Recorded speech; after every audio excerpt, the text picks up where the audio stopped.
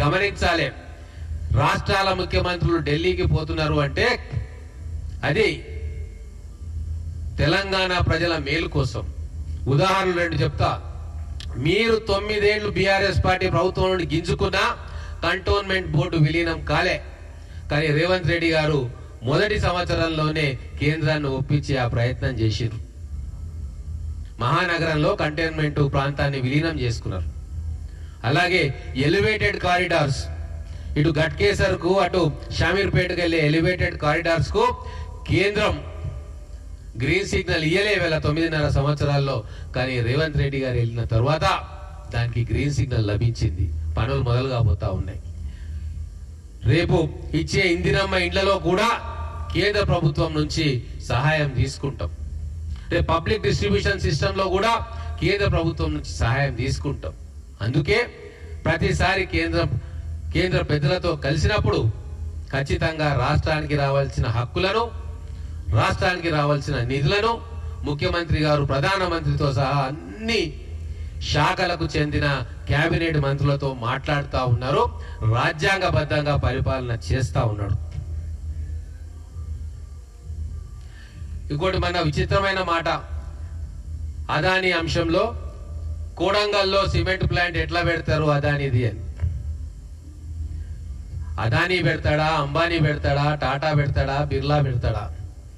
మన రాష్ట్రానికి పెట్టుబడులు ఏ సంస్థలు తెచ్చినా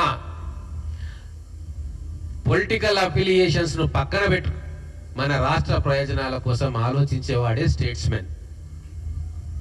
అందుకే ఈరోజు టాటా వాళ్ళు ప్రాజెక్టులు తెచ్చినా, అదానీ తెచ్చినా, అంబానీ తెచ్చినా వాళ్ళు వందల కోట్ల రూపాయలతోటి ప్రాజెక్టు పెడతారు అన్నప్పుడు ఖచ్చితంగా తగు జాగ్రత్తలు తీసుకొని రాష్ట్రంలో పెట్టుబడులను ఆహ్వానించే బాధ్యత ముఖ్యమంత్రి గారిది. వారు ఆపనే ముఖ్యమంత్రి గారు శ్రీధర్ బాబు గారు చేస్తా ఉన్నారు.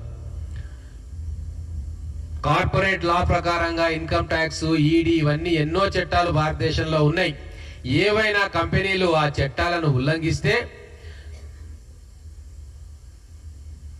రాష్ట్ర చట్టాల ప్రకారం, కేంద్ర చట్టాల ప్రకారం అధికారులు, ప్రభుత్వాలు ఆ కంపెనీల మీద చర్యలు తీసుకుంటాయి.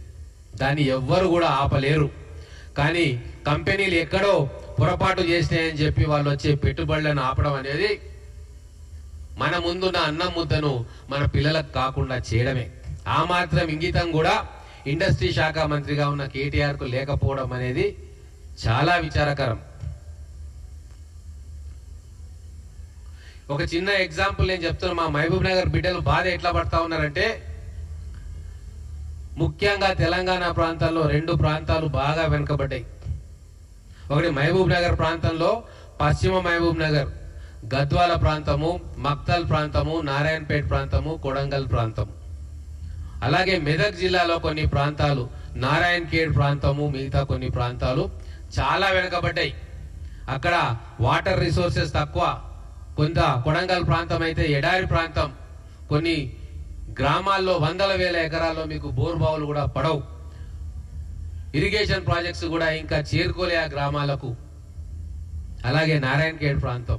మరి అటువంటి వెనుకబడ్డ ప్రాంతాల్లో పరిశ్రమలు తీసుకురావాల్సిన బాధ్యత ప్రభుత్వానిది. ఈరోజు ముఖ్యమంత్రిగా కొడంగల్ ప్రాంతాన్ని ప్రాతినిధ్యం వహిస్తున్న వ్యక్తిగా గత 75 సంవత్సరాల్లో అభివృద్ధికి నోచుకొని ప్రాంతంగా ఉన్నది కాబట్టి అక్కడ అభివృద్ధి చేయాలి అని సంకల్పం తీసుకోవడం ముఖ్యమంత్రి గారు చేసిన తప్ప. కేవలం 1300 ఎకరాలు అక్విజిషన్ కోసం ప్రభుత్వం గాని, కలెక్టర్లు గాని రైతుల దగ్గరికి పోతే దాన్ని కుట్ర చేసి మొత్తం ఏదో బ్రహ్మాండం బద్దలైపోయింది, భూకంపం వచ్చింది అని చెప్పి గగ్గోలు పెడతా ఉంటే మీరు ఎంత రాజకీయంగా దిగజారిపోయినరో కేటీఆర్ అండ్ టీం అర్థమైతా ఉంది. సూటి ప్రశ్నిస్తా ఉన్నా నేను కల్వకుంట్ల కుటుంబానికి. మీరు 10 సంవత్సరాలు పరిపాలన చేసినప్పుడు సిద్దిపేట, గజ్వేలు, సిరిసిల్ల ఈ ట్రై సిటీస్, ఈ 3 ప్రాంతాల మధ్యలో మీరు ఎన్ని వందల వేల కంపెనీలను ఆ ప్రాంతానికి తీసుకొచ్చిండ్రు? మరి అక్కడ ల్యాండ్ అక్విజిషన్ జరగలేదా? ప్రభుత్వ భూమిని మీరు ఇయ్యలేదా? రాయితీలు కల్పించలేదా? అక్కడ రైతుల దగ్గర భూములు తీసుకోలేదా? వాళ్ళ కంపెన్సేషన్ ఇయ్యలేదా? లక్ష ఉద్యోగాల కల్పన ఆ 3 ప్రాంతాల్లో జరిగింది. మరి కొడంగల్ ప్రాంతంలో కానీ మహబూబ్ నగర్ ప్రాంతంలో మక్తల్ ప్రాంతంలో నారాయణఖేడ్ లాంటి ప్రాంతాల్లో ఉద్యోగాల కల్పన జరగొద్దా?